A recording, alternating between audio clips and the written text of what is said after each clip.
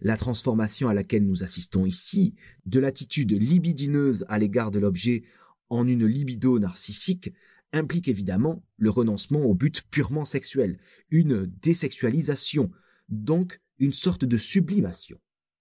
À ce propos, il est même permis de se poser une question qui mérite une discussion détaillée, celle de savoir si nous ne nous trouvons pas ici en présence du moyen de sublimation le plus général, si toute sublimation ne s'effectue pas par l'intermédiaire du moi, transformant la libido sexuelle dirigée vers l'objet en une libido narcissique et posant à celle-ci des buts différents.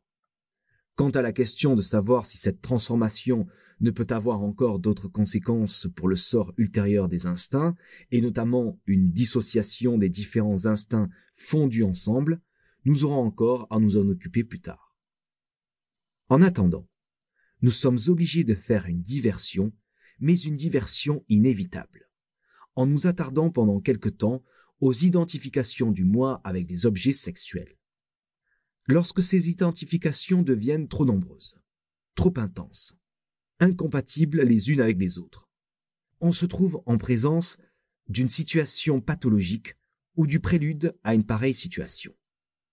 Il peut notamment en résulter une dissociation du moi dont les différentes identifications réussissent à s'isoler les unes des autres, en s'opposant aux résistances, et c'est peut-être dans ce fait qu'il faut chercher l'explication des cas mystérieux, dits de multiples personnalités, dans lesquels les différentes identifications cherchent tour à tour à accaparer à leur profit toute la conscience. Mais alors, même que les choses ne vont pas aussi loin,